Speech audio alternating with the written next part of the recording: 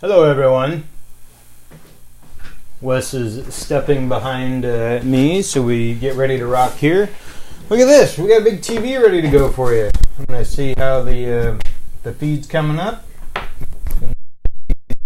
There it is. Let's see if it... Oh, come on. Rotate, you knucklehead. I don't need that. There we go.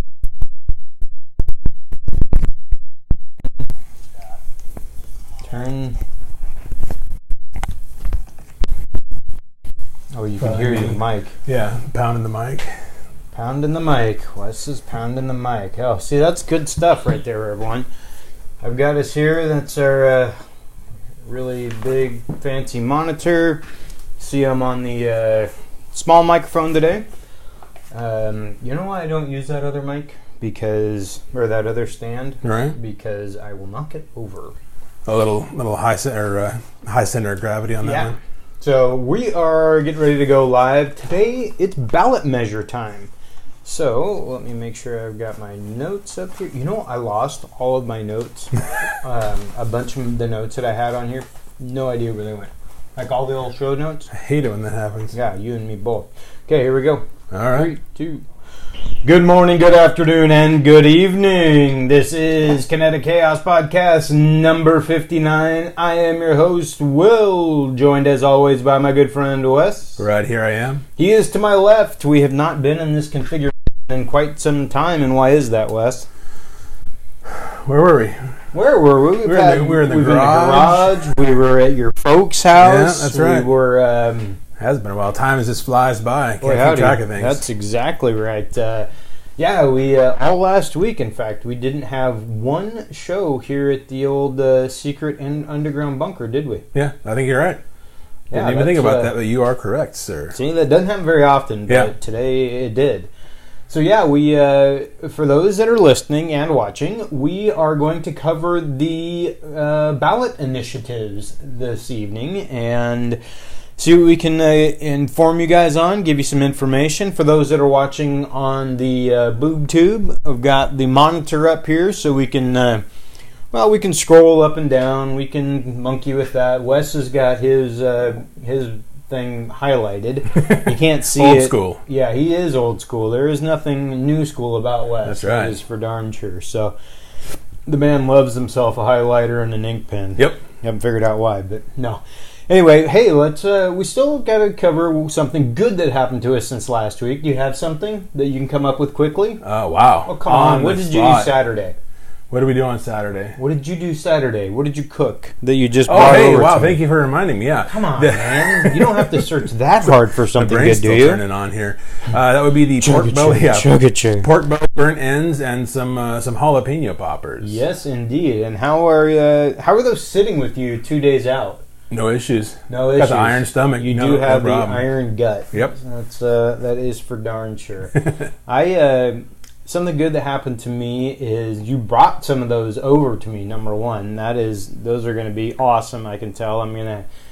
What do I have for dinner? I got some kind of broccoli cheese soup, I believe. Oh, that's my favorite soup. Yeah, it is my. Well, they didn't have, unfortunately, gluten-free clam chowder, which is my favorite. But this is the second, and so I'm going to have pork belly burn-ins and broccoli cheese soup. So yeah, that should be good. But we've so our show tonight, for those watching, like I said, I'm repeating myself evidently, but we're going to get into the ballot measures and kind of what their effect could be on the state of Washington if they're passed.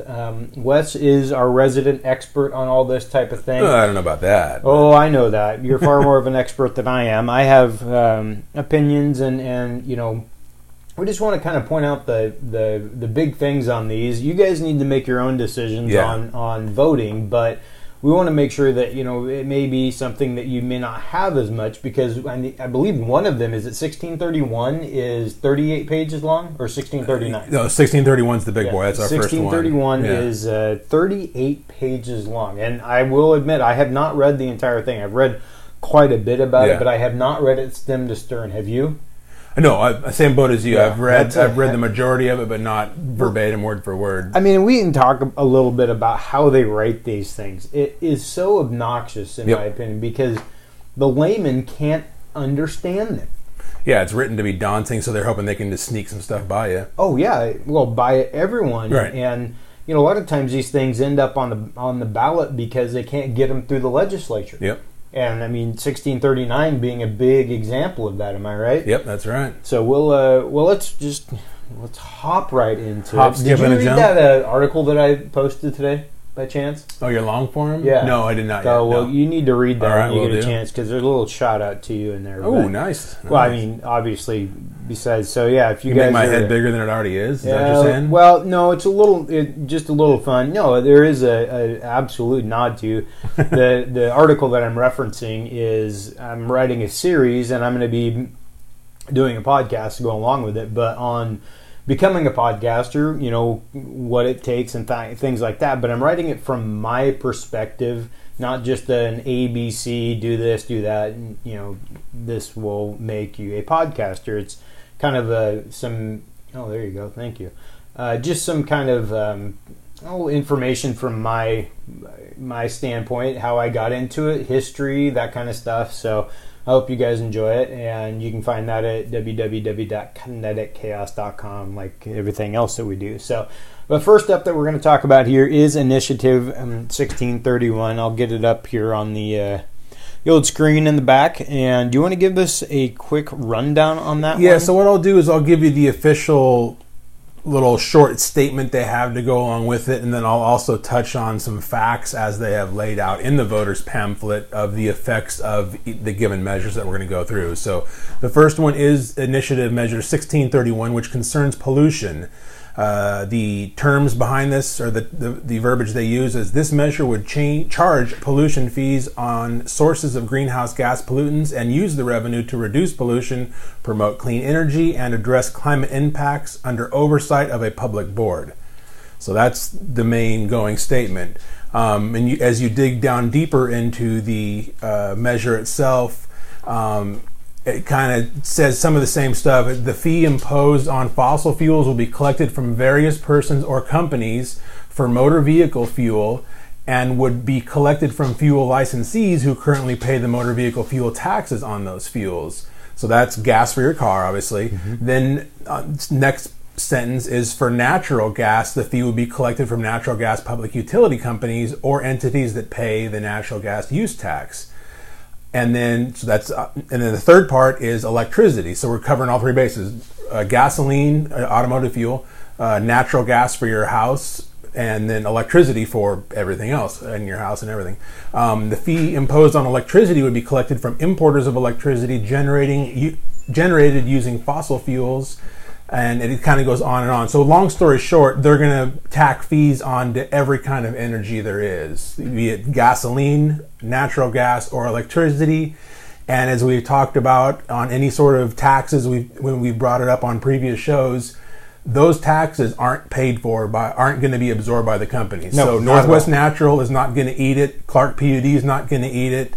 And your oil refineries aren't going to eat that. It's all going to filter down to John Q. Public, which means higher prices at the pump. Your Northwest Natural bill is going to go up, and your Clark PUD bill, your electricity bill is going to go up. Absolutely. And I think, what I have up here on the screen, I'll kind of quickly go over that. It gives a little bit of a view, but what I like about this, and this is ballotpedia.org, is that it kind of tells you in layman's terms that what we were talking about, what a yes vote gets you and what a no vote gets you. So for those that are listening, I'll read it, and then those that are watching, you can see it up on the screen, I think. I've got her blown up here pretty darn well. So a yes vote supports the initiative to do the following. Enact. Enact? Yeah, enact. Yeah, that's the word I'm looking for, right? Enact a carbon emissions fee of $15 per metric ton of carbon beginning on January 1st, 2020. Did you read this part? You already said that, though. No, not the $2 annual. Okay, go ahead. Increase the fee by $2 annually until the state's greenhouse gas reduction goals are met, and use the revenue from the fee to fund various programs and projects related to the environment. A no vote opposes the initiative to do the following. Enact the $15, basically the reverse of everything. What I said. Now, what they don't tell you is the huge part of the bill the huge part of the bill that they're missing out on is how the money's going to be spent. Right, and that's my next section that I was going to run with real quick. Take it and run, buddy. Again, this is reading verbatim out of the voters' pamphlet, the verbiage they use in there. This measure would establish a public oversight board to implement the new law. The board would have 15 voting members. The board would have numerous powers and duties. It would make decisions about which projects and programs to fund with the monies raised by this.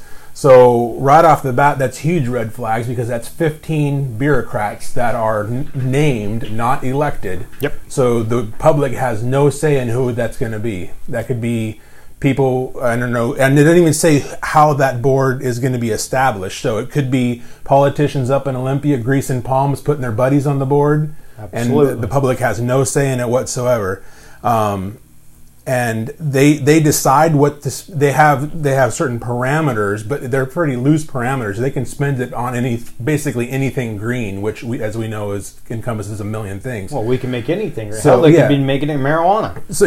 So I mean, obviously this leads to all sorts of possibilities for them siphoning monies away for pet projects, and depending on who is named on this board, what maybe vested interests they have, dog in the fight, so to speak, with other companies, and it's just a massive, bloated bureaucracy is what it's going to create. Exactly, and this is, I believe, the first one in the nation. Correct? I think I want to say one or two other states. One or two other ones? But we're near. Unfortunately, we're sadly near the top in trying to get something like this passed, as we usually are. Yeah. And I can't believe that it's the 15 people that we're not going to elect. Right. And we're going to put them in charge of something that at the end of this could have the impact of 45 cents per gallon at the end of, as they continue to tack on these fees. Because I believe it starts at 9 cents a gallon is what we're looking at. I think that's right. I believe that's on one of these millions of pages of the measure here. I'm going to put it up here. So I've got it right here. Okay. Well, we'll actually keep talking rather than. That's okay. Yeah, go ahead. But from my recollection, we're looking at a beginning of 9 cents per gallon, going up to 45 cents a gallon. I believe that's correct. I know. I read that somewhere in here. That sounds right. So to have that kind of money, and I know that they've got to find new ways of revenue to replace the mileage that we're not getting out of electric cars. That's a huge problem with having a gas tax. They didn't know. I know when we started all these gas taxes, even 15 years ago, we didn't know that Tesla was going to be here, or the Nissan Leaf, or the Prius, or whatever, or that there may have been some idea, but we didn't have the knowledge of how big that impact was really going to be. We didn't think that there was going to be electric cars every maybe 10 cars. I don't have the number, but there's a lot of electric cars. We have these electric stations out there, 5, 10, 20 cars deep in some places. That shows you the impact that they really have. And so, yes, they're at some point going to need to replace that revenue, even though everyone's driving, Suburbans and Expeditions and things of that nature. But so the thing is, though, we're not letting the politicians who can be held accountable by us. We can vote them out. Exactly. Those guys we can vote out. An appointed board of 15 you can't vote out. And we don't know what the parameters of how they can spend that money. Exactly like you said. That's what scares me the most. Bronx, get out of here. You have no dog in this fight. And and also to dovetail Bronx, off of the board being able to spend the money how loosely how they want to. Some numbers behind that. This fee will raise $2.3 billion in the first 5 years. Mm-hmm. So that's a huge chunk of change. And the other interesting thing is where, here we go again with the unintended consequences. We talked a minute ago about them, taxing all the utilities, which all that's going to get passed on to the public. And here's how they're going to collect some of that other $2.3 billion. The University of Washington will incur estimated costs of $797,000. So there goes tuition. Right. To make up for that. Washington State University will incur estimated costs of $525,000. Again, tuition at Washington State's going to go up. Yep. And then this is perhaps the biggest kind of seedy underbelly of the whole thing tucked in towards the end of the bill is the Office of the Superintendent of Public Instruction, that being K through 12 public schools, will incur estimated cost of $80,000 that will be used to develop and implement an education program and teacher development programs to expand awareness and increase preparedness for the environmental, social, and economic impacts of climate change. So it's $80,000 to throw some propaganda together for K through 12 schools. And as if those kids are really going to care about what they're saying. Right. They're not going to be impacted, as you guys see me on TV or holding this 15-pound microphone just because it's more comfortable than hunched over. But the main thing being that who has determined that passing $80,000 worth of material out is going to create anything more than a whole bunch more paper airplanes? Yep. That's what we've got to look at. But they put these things together and it feels good. Right, exactly. Right? And I know that we are probably tipping our hand as to what our thoughts are on this.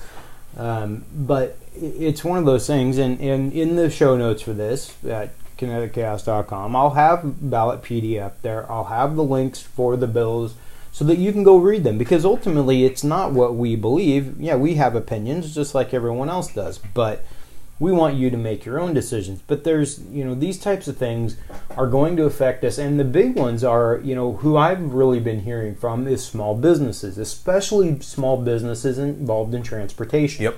And transportation, we don't think about it.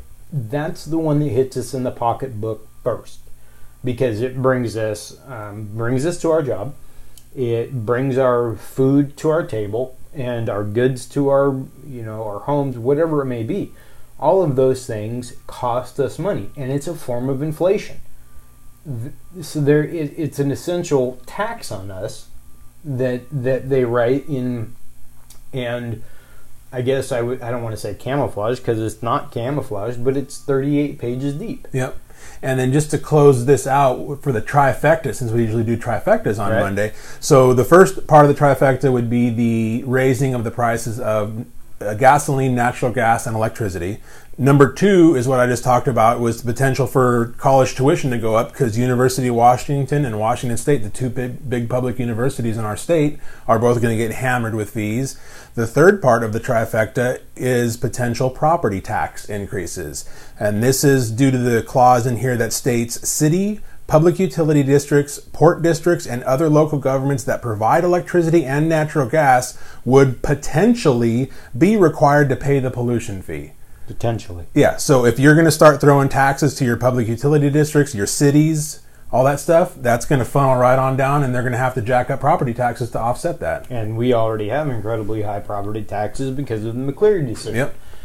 What good can you see coming out of this? Let's say after the election, which we've got to remind everyone after the show here at the end of the show, about our show coming up next Tuesday.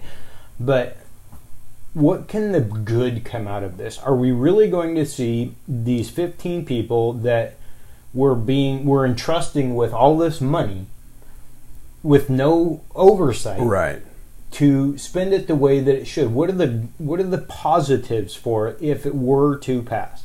Well, the positives that they try to spin it on is to create green jobs. That's one of the things, and obviously that's a very vague term again that they use, is that they're going to use this $2.3 billion in the first 5 years to basically turn that over and launder that money and create green jobs. And it says 41,000 good-paying green jobs. Well, what is that? There's no specification. Mm-hmm. And where do they pull out 41,000 jobs from? Where did that number come from?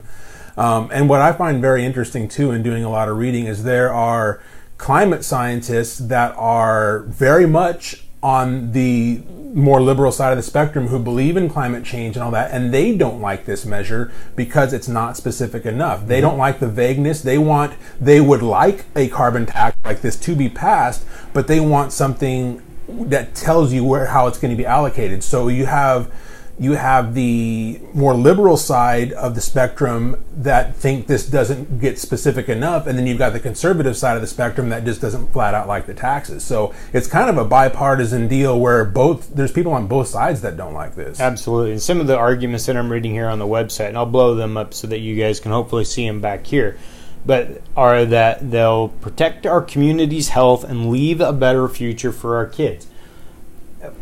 Again, right there, what is it that is going to do that? Right. What actual policies are going to be set in place to change? What is backing this up?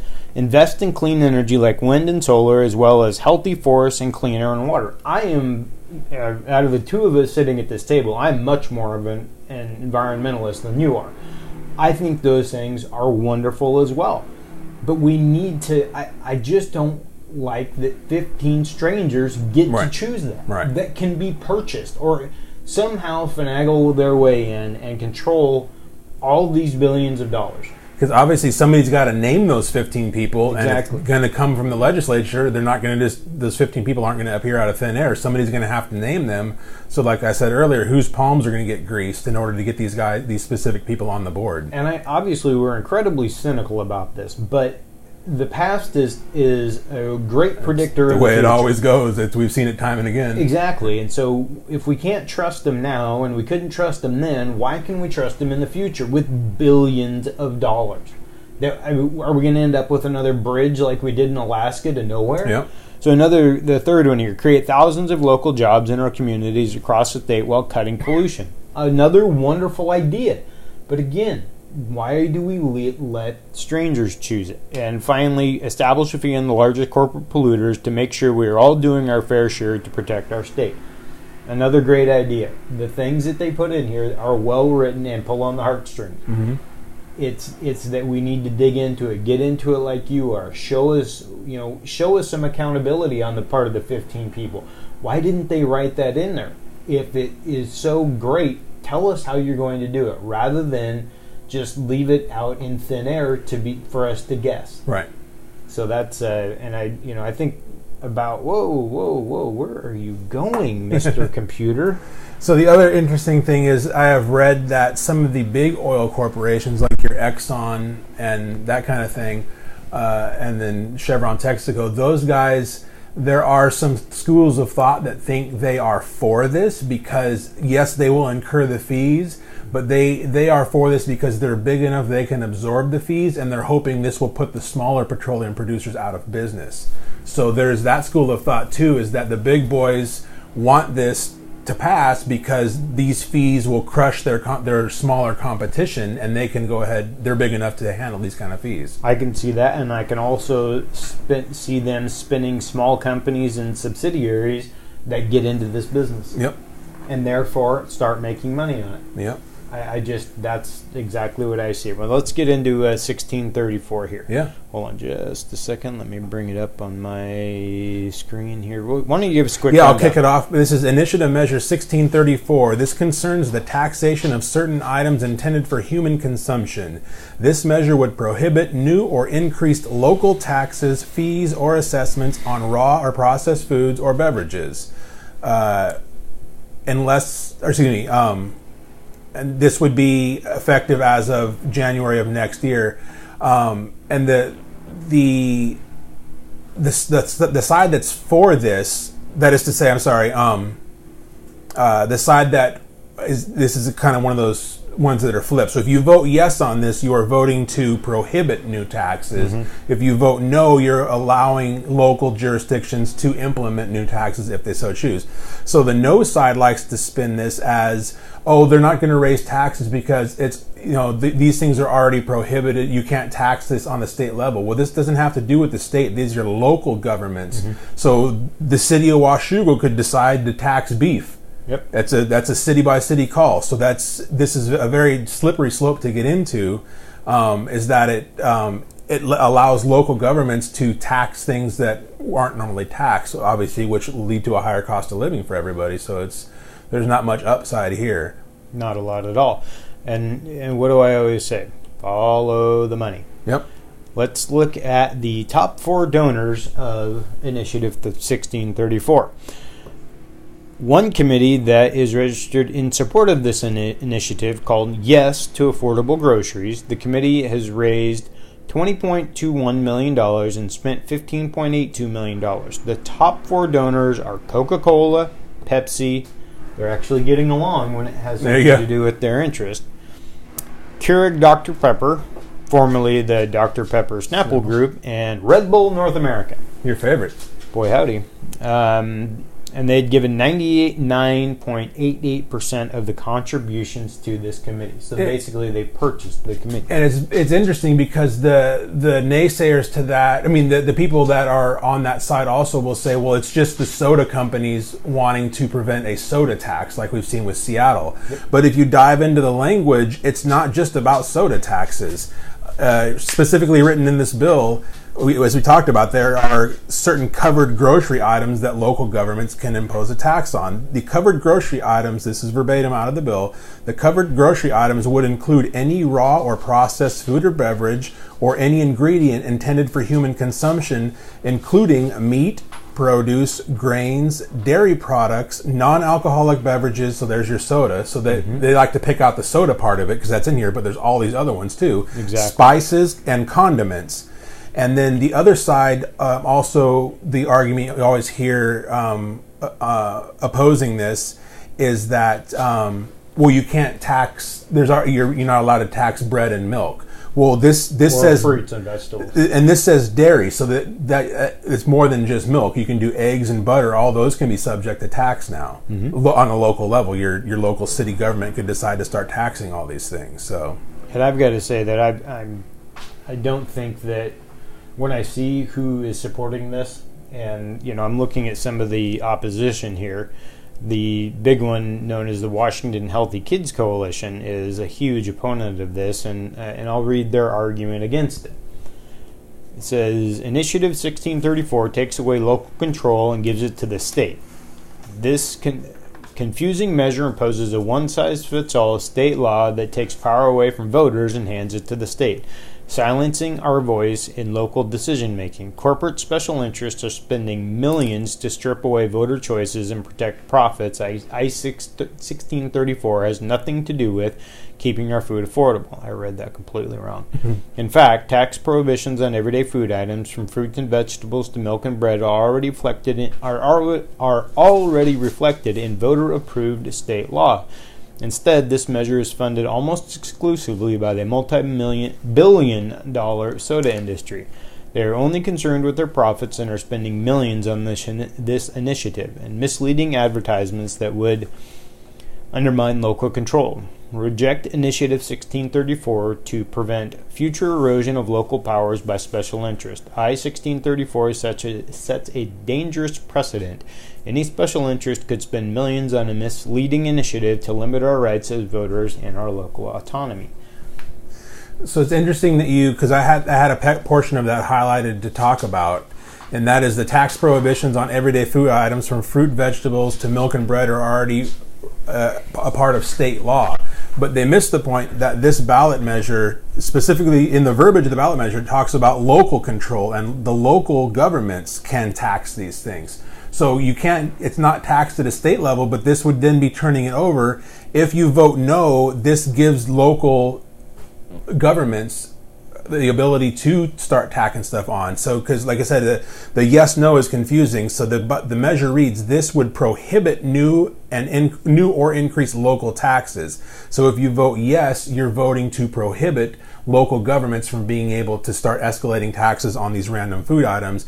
If you vote no, you're basically leaving the door open for local governments to be able to tax things. And the big thing is that we see who's in support of it. The big money is, because they don't want them to. They want the state to be able to keep control of it and do it as they please. And that's, in my opinion, where the decision should be made. Right. Is at the state level, where, or the local jurisdiction. I'm not saying that I'm behind what Seattle did, because But the soda tax? The soda tax, it's one of those things that's really hard to... You can only protect people from themselves so much. We have drinking and driving laws for a reason. But people can still sit at home and drink themselves to death. There's taxes that are ginormous, gigantic, whatever you want to say, on alcohol. But that doesn't stop people from doing it. Right. Sin taxes are proven not to work. They're proven to, because the one thing that they always say about a sin tax is that it's to get people to stop. BS. Right. They know that whether it's cigarettes, whatever it may be, people are going to continue to do it regardless. They're just going to find a way. Yep. And that may be to pay for it by taking something out of their kid's life. It doesn't matter. They're going to buy those cigarettes or that booze, whatever it is that they deem the most important thing in their life at that moment. And I'm not a fan of that. We've got to find a way to educate, to whatever it may be, put efforts forward to make the changes necessary for people to have a better diet. But taxing them, it's not going to do anything. Right. But like you say, whether it's grease palms or whatever, it raises taxes on everyone. And the people that it affects, the people that can actually handle it. Moderation. Mm-hmm. If I want a soda pop and I live in Seattle, I'm still going to have to pay for that. Right. So I don't know. I'm not a big fan of that. Do you have anything else on that one? No, I think we can move on to the big elephant in the room, which is also it's pretty big, like 1631 is, but this is equally as big, if not bigger, I would guess. So. Yeah, and that's Initiative 1639, being the gun control. It's so. I don't know. We don't know what the real measure is because there are so many things in here. I mean, we do, but there's things in here that we don't know what to make of them, like we were talking just before we went on air. So why don't you so here's the explanatory statement for the measure. This measure would require increased background checks, training, age limitations, and waiting periods for sales or delivery of semi-automatic assault rifles. We'll get into that in a second. Mm-hmm. Criminalize non-compliant storage upon authorized use, allow fees, and enact other provisions. So that is the title of the measure as written. And that's a pretty short. Yeah. And as I said, we would get into the semi-automatic assault rifles in a minute, so we'll dive right in right now. This initiative will now define a semi-automatic assault rifle to mean any rifle which utilizes a portion of the energy of firing the cartridge to extract that cartridge and chamber the next round. So now that means all the way down to a little 22 that a little 10-year-old kid can shoot. That's now an assault rifle, the big scary term assault rifle, and now no longer able to be possessed or able to be purchased by anybody under 21 years of age. The big thing that we see on that is exactly what you just said. It's a scare tactic. That is how this is written. Even when you look at the voter pamphlet, they know that. And unfortunately, our hearts go out to everyone in Pittsburgh that just suffered through that horrific incident, the synagogue where 11 people were killed. And but again, it's the first thing you see is assault rifle. Even if it's just a rifle, everything turns into an assault rifle. Even though it's just a semi-automatic rifle, they have to turn it into that just so they can sell it. And that's that's what's so hard. And it's such a blanket statement that is so untrue. We don't even have, if we really want to look at what the military has access to, those military grade weapons are actual assault rifles. But when you see what you consider an AR-15 or anything like that, that's a 223 that's not that something the military uses. No, it's the SEALs may carry them because they're lightweight and they're but they've just been, the look of them has changed for tactical reason. If you showed two people that didn't know anything about guns, though, a 223 that is a TAC 223 and a 223 that is just a hunting rifle, one of them is going to scare the living daylights out of them, and the other one is going to be, that's just... They are fundamentally the same gun. One of them you can put scopes on both of them. Yep. One just has a rail for it rather than bolting it on. Yep. That's the huge problem with all of that. And this measure similarly has a big red flag. Similarly has a big red flag to me in terms of talking in circles like 1631, the carbon tax that we covered previously. So I'm going to read this paragraph to you, then we'll come back and discuss the specifics. This initiative would make it illegal for a person under 21 years old to buy a pistol or semi-automatic rifle. It would make it illegal for any person to sell or transfer a semi-automatic rifle to a person under 21. This initiative would prohibit a person between the ages of 18 and 21 from possessing a semi-automatic rifle except in the person's residence. So you can have it at your home, but you can't take it anywhere. There's a problem with that. We'll double back on that in a second. What the problem is, so it says anybody under 21 is prohibited from possessing unless it's in their home. Well, how did they get it in their home if they cannot buy it and they cannot have it transferred to them? I have to go pick it up for them? Is that how it works? But you can't transfer it. So your dad can't transfer ownership to you because it's illegal for anybody to transfer ownership of a rifle to a person under 21. But a person under 21 can have it in their home. So how did it end up there? They can't buy it, and their dad can't transfer it to them. So how did it end up there? They can't have it. Exactly. I mean, it's a sneaky way of saying this is how we're going to get you not to be able. So they try to make it rosy by saying, oh, you can still have one as long as it's just in your place of residence. Well, how is it going to get there if I'm 19 years old and you tell me I can have a rifle in my residence only, but I can't buy it and my dad can't transfer it to me, then how am I going to get the rifle in my residence? You can't. Yeah. So it makes zero sense on that. That's just a whole bunch of circular talk right there is all that is. Why don't you get into the whole how we have to store the weapons? Yeah, this is the next section, which is last time we had Larry Hoff on here. He kind of spoke at length about that. Yeah, and we talked about both these quite a bit. Mm-hmm. And I actually wish I would have, like I said before we started, I had a whole bunch of notes on this, and I don't know where they went, but this is a big part of what he talked about. So the next section is this initiative would create new criminal offenses for the unsafe storage of a firearm, and we'll get to that portion in a second, that verbiage, if a person who cannot legally possess a firearm gets it and uses it in specific ways.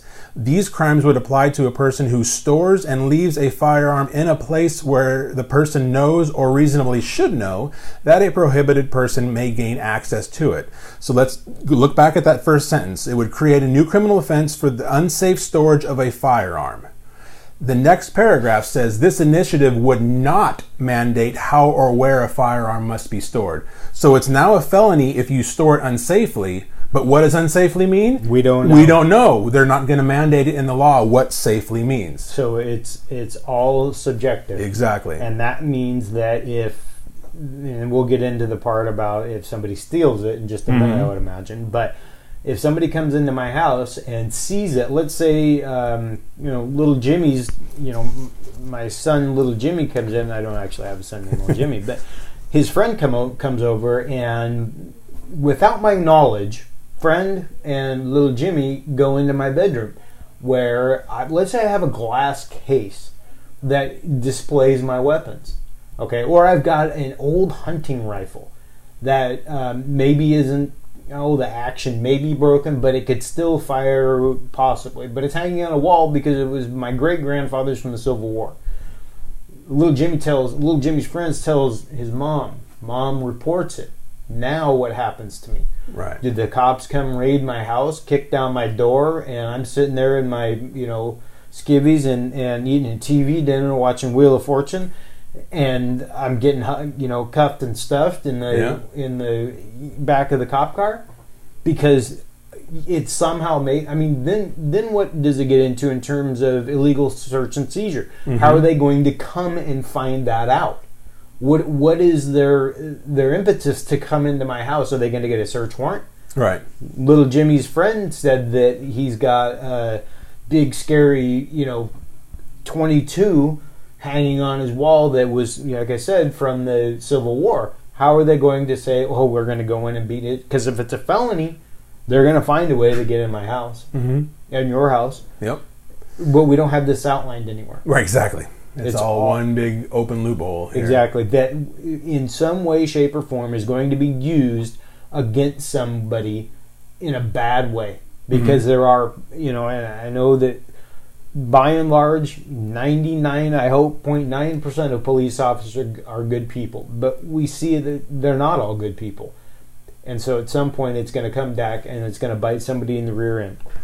So the next portion of this has to do with it's a small portion and relatively insignificant, and that is the revenue portion of it. The Department of Licensing now will be authorized, if this passes, will be authorized to charge a fee for $25 for each rifle sale or transfer. So it's an extra fee. So even if you're over 21, you can still buy it. If we're 40 years old now, we can go buy it. Now there's going to be a new $25 fee tacked on there. Yep. This initiative will now also require the mental health background checks for somebody purchasing a semi-automatic I'm not against that. I am not, in the sense that I think that's how you have to combat it, because that's obviously the big driving force behind all these incidents is mental health. Absolutely. But the problem is, you have to weigh it against your right. You have the right to keep and bear arms, but is this taking away from that right by forcing you to undergo a mental health check, i.e. a medical privacy invasion? Yeah, that's what I figured we'd be getting into. So that's the medical record. That's the slippery slope part, is that now you have to subject yourself to a mental health eval, and who knows if somebody hacks those records or whatever. But not even that, then why if the Second Amendment states you can keep and bear arms, why does the government get to store your mental health records on file? So there's a big medical privacy violation. I understand what they're getting at here, and I agree with you. That is the core cause of these issues, is somebody that has some serious mental health issues, but that also violates everybody else's privacy, having to undergo mental health checks. I agree, and I mean, as we all know, I'm sorry, I'm stuttering, but there are all kinds of people out there that are all kinds of crazy and should have absolutely no access to weapons, but there is not one inkling of information in a health file that says that. Right. Because if you choose not to go to the doctor and you self-medicate, where is it going to say anywhere that you're drinking crazy juice? It's not. And so that's why, we can say this and it sounds good. I mean, we both agree with that, but how do we implement it effectively? Right. Yes, will it get probably the majority? But it's not the majority that we want to stop. It's all of them, as we just saw in Pittsburgh. We need to stop all of it. It is not the guns, because again, they will find, it's like a sin tax. If you're going to go after the soda pops, people are still going to drink them. And with guns, they'll just change their tactic. Okay, they will find another way to cause their havoc. And it's a slight sidebar to this, but it goes right along the lines with this. The more laws that you pass like this to clamp down on the availability and the access, all you're doing is curbing the access for law-abiding individuals. Because guess what? Cocaine is illegal. Heroin's illegal. What?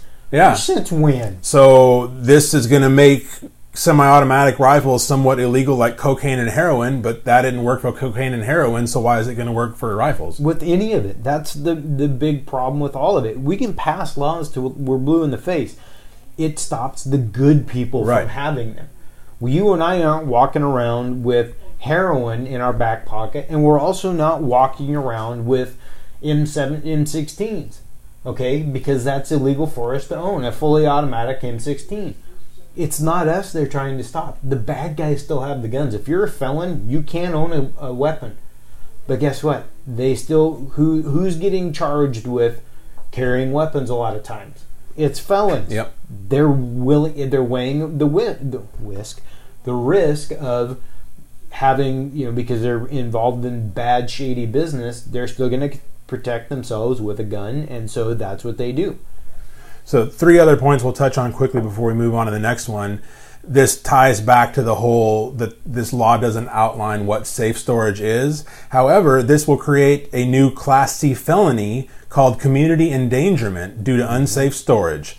So if you are found to have unsafely stored, keep in mind that the law says that will not say what unsafe storage is. Exactly. You will be face up to a punishment of 12 months in prison. So up to a year in jail for a Class C felony for unsafe storage, yet this law doesn't tell you what safe storage is. Exactly. And let's not forget about what a felony does to your overall life. Okay, somebody, we talk about this all the time. Somebody can go get behind a 4,000-pound missile drunk and plow it into another car and get a gross misdemeanor. But if I've got my gun stored at my house, maybe with a trigger lock, but not in a safe, I could go to jail for that. Yep. That's obnoxious. Yep. Next one kind of goes, the next two go back into the privacy violation aspects, is record keeping. This initiative, this is again verbatim out of the text here, this initiative would require the Department of Licensing to keep records for concealed pistol licenses and semi-automatic rifle applications and transfers. As most people probably know, the concealed pistol license, that's already a record that is kept track of. So basically they're wanting to expand it now to encompass all of these semi-automatic rifles, which again is not just your AR-15, it's all the way down to a little rinky-dink 22. Yep. And in addition to the semi-automatic rifle record keeping, the addition of the semi-automatic rifle record keeping would increase the data input and workload on its firearms database. So it's already telling you it's going to bog down the system because they're aware of that. So it's just, again, so all that can lead to is a registry. So now basically everybody in government's going to know who has a concealed license and who has a semi-auto rifle. That leads me to the last paragraph here.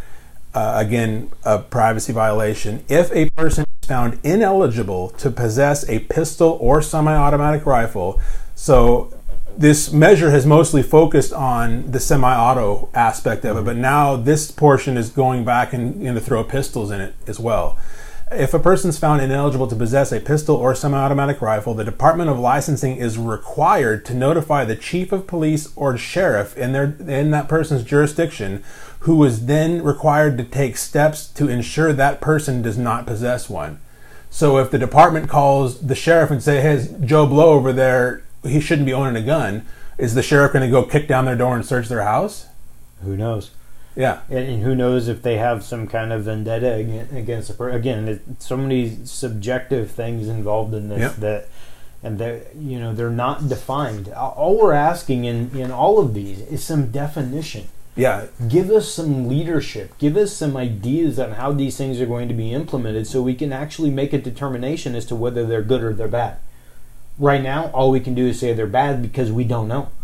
And left without knowledge, we can't implement that, in my opinion. Am I right? Yeah, and because just like you said, there's so many open ends that it leaves open to interpretation by law enforcement or a judge or anybody. Mm-hmm. That if you get busted for having a gun in your nightstand with a trigger lock, but it's not in the safe, like the example you just gave, and you go to court, the law on the books doesn't say what safe storage is. We already talked about it. So what's the judge supposed to do at your trial? Yep. Make up his mind? What if he's an anti-gun guy? Right. He's going to throw the book at you because he can, because the law doesn't dictate what he can or cannot do. Exactly. And we can go on, and yeah. I'm sure next week at our show for the ballot or for the election night, we'll get into this stuff. And it's going to be too late for everyone to vote, so that's why we're doing this show today. But it's just one of those things that we want. We want you to have the most knowledge, but we also try to take it and make sense of it. And if it doesn't make sense, then we always say common sense hopefully prevails at KCP. And if it doesn't give us, and like I said, we've talked about 3 huge initiatives here. They're not, the grocery one makes sense in a no vote, just so that we keep it the way it is, status quo. That's the big thing. We're not taking that away, and we're not voting yes on it, in my opinion, because I don't want Coca-Cola involved in that kind of crap. But when we looked at the first one and the third one, if we don't have any true answers to what they're going to do, and we've got 15 strangers with the first one and this one saying, we're not going to tell you how to store your stuff, that's trouble. Mm-hmm. And it's going. And as citizens, we're trying to CYA, cover your ass. That's what we got to do. So. We'll kind of go through the last 2 here rather quickly, because they're not. The last one is really, really quick. 19 will take like 5 seconds, so there's not much to that one. So we can dedicate a little time on 940 here. Sounds good. Let's get into 940. Yep. So Initiative Measure 940 concerns law enforcement. This measure would require law enforcement to receive violence de-escalation, mental health, and first aid training, and provide first aid and change standards for use of deadly force, adding a good faith standard and an independent investigation. So again, this is one that sounds all nice and rosy, like the whole carbon tax thing, but then when you dig below the surface and look at all the requirements and all the basically broad brush painting of things, non-specific stuff, it gets kind of murky. So the law as it present, now I'm reading from the explanatory statement here. The law as it presently exists, a state law sets forth when a peace officer may use deadly force in carrying out their duties.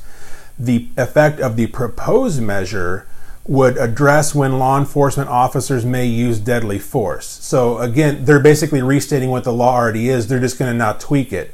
Second, it requires de-escalation and mental health training for officers. And third, it requires officers to provide first aid in certain circumstances. So it doesn't, that whole first aid in certain circumstances is also a little wishy-washy. The thought is that the way I've read it, like it has been posed to me, is if you're in let's say it's a high-speed police chase and the car wrecks or stops or whatever, and a gunman gets out and fires at the cop returns fire and shoots one of the guys, and the other guy bails on foot. From what I have been told is now that officer is no longer allowed to pursue that guy on foot. He must render first aid to the gunshot victim instead. So that's kind of wishy-washy. I'm not really sure I'm digging that. The other issue that I have is, I'll read this next paragraph verbatim here, and then I'll touch on my opinion on that. This measure would change the standard for when a law enforcement officer may justifiably use deadly force. It would adopt a good faith standard that permits a law enforcement officer to use deadly force only if a reasonable law enforcement officer, in light of all the facts and circumstances known to the officer at the time, would have believed that deadly force was necessary to prevent death or serious physical harm to the officer. So they're supposed to stop and analyze the situation and write an essay on why they think they should use deadly force, and then go ahead and pull the trigger. And we know that they've got that kind of time when it comes to making life and death in a split second. Exactly. And we know that they do receive a boatload of training on whether it's de-escalation, whether it's in the circumstances that they can use beanbag rounds, their taser, any other physical force in terms of tackling somebody, wrestling them, whatever it may be. And this goes back to the old unintended consequences that we talk about with a lot of other laws. Similar kind of stuff to this has been enacted in other jurisdictions in the country. I want to say, I don't know if it's Chicago, but somewhere in the Midwest, I've read detailed accounts from police officers who have been shot and survived, fortunately, but they have been shot by an assailant and did not shoot the assailant, but the assailant shot them. And in interviewing them afterwards, they had these policies, and they asked the cop, well, why didn't you shoot the guy? And they said because they're afraid to. They don't want to get rung up for life in prison for murder. Yep. So it makes them hesitate to shoot at somebody, and in turn they get shot and they could be killed because they are now forced to hesitate to try to think in a split-second life or death manner.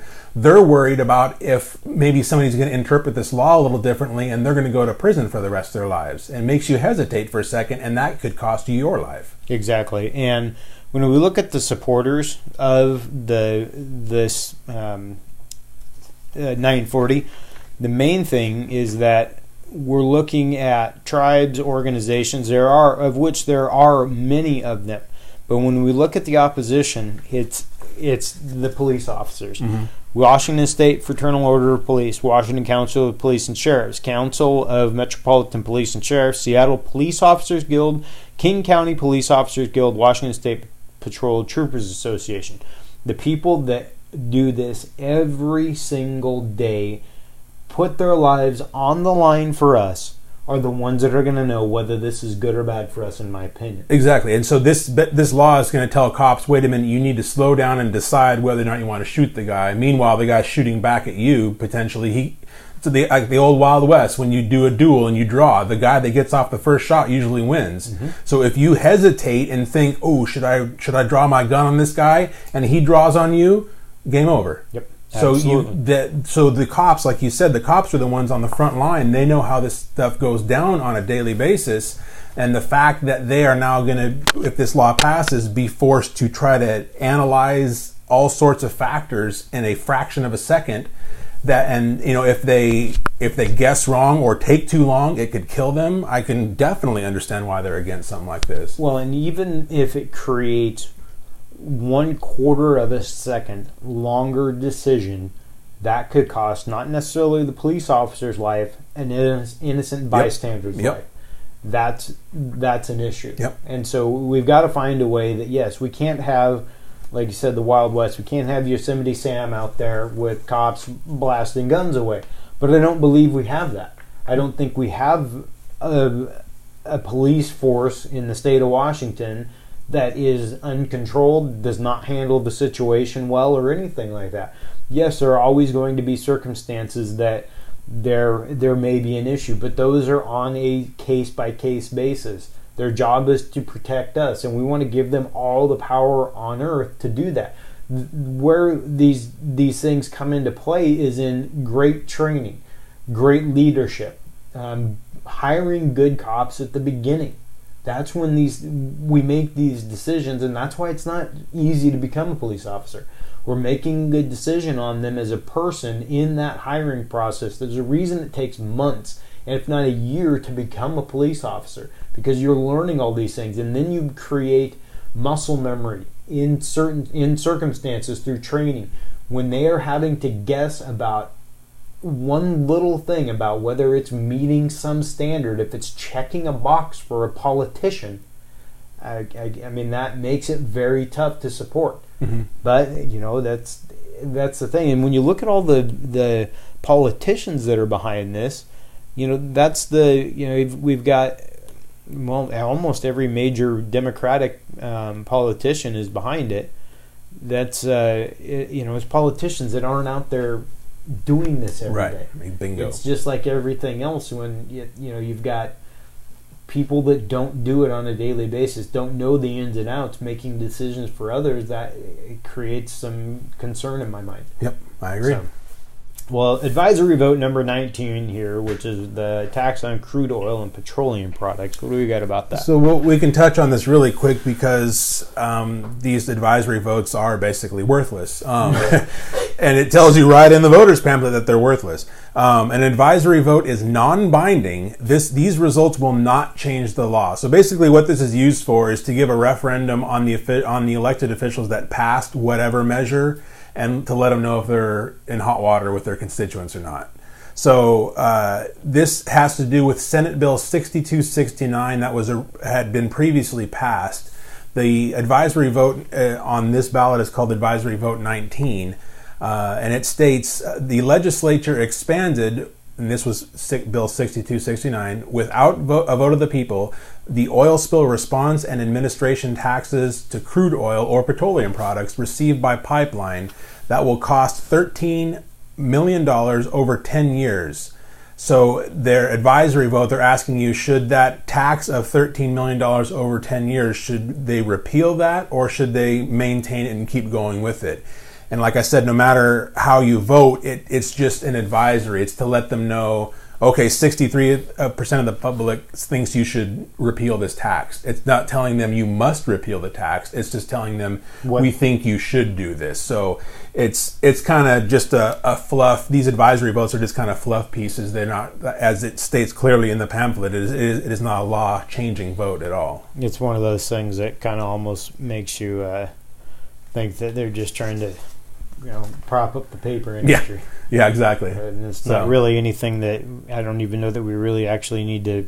Not much. I mean, it lays out the chart basically starting next year in 2019 through 2027. You're looking at about, it kind of goes up and down a little bit, but anywhere from $1.3 to $1.7 million a year getting taxing the petroleum industry. And like we had talked about previously with the Initiative 1631, anytime an industry gets taxed, they pass that tax on down to us. They're not going to eat that tax. Not at all. And as we talked with Tracy the other day when we had him on Thursday, the big thing with any of these taxes, fees from the federal level to the state level to the county level to the city level, they're all passed along to the consumer. Tariffs, all of it. we are the ones that are eating these things. And the folks that are passing them, again, it's not affecting them in a major way. Yep. It affects the rest of us. It does if it's a business that is a builder, all of the impact fees, things like that, that is affecting them, and they're passing that along to us. And then at some point, it will have an effect on the housing market because it will impact how much the house costs to build, or the McCleary decision, what it did to our property taxes here. I mean, what have we had? 25% increase in most of our tax rates here? That's about what we did. Yeah, 25. I mean, that's incredible. That was insane. Just in my world of real estate, hearing people, you can almost hear them shriek every time they open their tax bill. What happened? How come this happened? It's like, well, that decision back in 2014, I believe? 13 or 14. That was passed, and it sounded all great, grand, and wonderful that no one bothered to read. Well, we're funding it now. And that's what happens when you don't pay attention. So that's why we're sitting here doing this. And we're about at an hour right now. Is there anything else that you want to discuss or give anyone some information on? Not related to this. I would just say do your due diligence and don't rely on TV commercials to give you the information. Do your own homework. Read through the voters pamphlet. The voters pamphlet is not all encompassing, but it will give you a lot of main pieces of the bill. Mm-hmm. And for further information, you can actually go on the state government's website and get the full bill in its entirety. Actually, I have them. If you're watching online here, I'm going through 1631 here. I've got 29 pages as it's written. I am going to include a link to this in the show notes tomorrow for everything that we just covered, except for the advisory vote. That doesn't really matter. But for everything that we talked about here, I'm going to include this so that you can, even regarding what we say, go in and make your own decision and see that, that what we're saying rings true, but also see how it, fits with your own thoughts and desires with how the government's run. Yeah, and I'm not under any illusion that people are going to go read 38 pages, but if nothing else, read the 5 or 6 pages that are basically the condensed version of that are in the voters pamphlet. Mm-hmm. At least do that at the bare minimum. Don't just go off of what the title says, off the 2 sentences, and make your decision off of that, or off a TV commercial you see. Read the 5 or 6 pages on each of these that'll give you the Cliff Notes version of all the stuff contained in these 38 pages, so you can make an educated decision. And look at who is supporting them. Exactly right. And opposing them, right. Both of them. Because, when there's huge money involved, that, there's a lot, oh my goodness.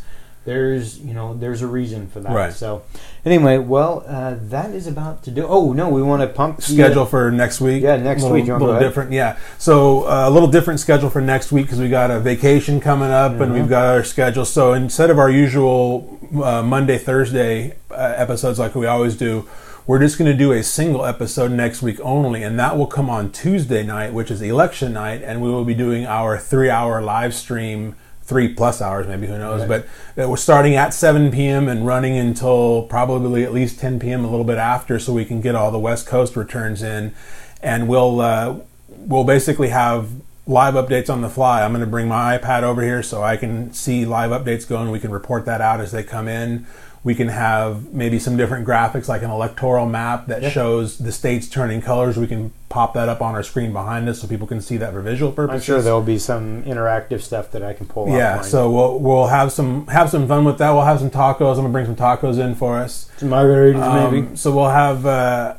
We'll just make an evening out of it, and you're welcome. We encourage you to join us here as opposed to watching your commercial television that they blather on about stuff and then they go to commercial for 2.5 minutes and then come back. There will be no commercials here. We'll be commercial free, right? And maybe we'll do our own ads for something. Yeah, there you go. But anyway, so we definitely invite you to join us for that. It'll be a lot of fun and informative at the same time. So. Absolutely, yeah, that's going to be a lot of fun, and I mean it's always fun to eat tacos and talk politics and things like that. Maybe we'll see if we can get somebody fun to stop by, or we can check in with Steve. Maybe if we could figure it out how to get Steve, I could put him up here. No, I'm serious. Skype in there. Yeah, we can Skype in on here, and then we can watch and hear it. So we'll look at doing that so we can see what the feel is like down at the headquarters of Larry and all those folks. So. Anyway, this has been Kinetic Chaos Podcast number 59. Anything else? I got nothing. Well, then, we gone. Here we go. All right. Facebook, thank you very much. I will unplug that so Wes can get by without tripping. Or actually, I'll go shut her down. All right. Sounds good. Thanks. Here we go. See what happened. See what happened when you know what's going on. You have a microphone. The new technology. Right. Okay, what do I do here? Finish. Right? Finish. See you guys next week. Bye.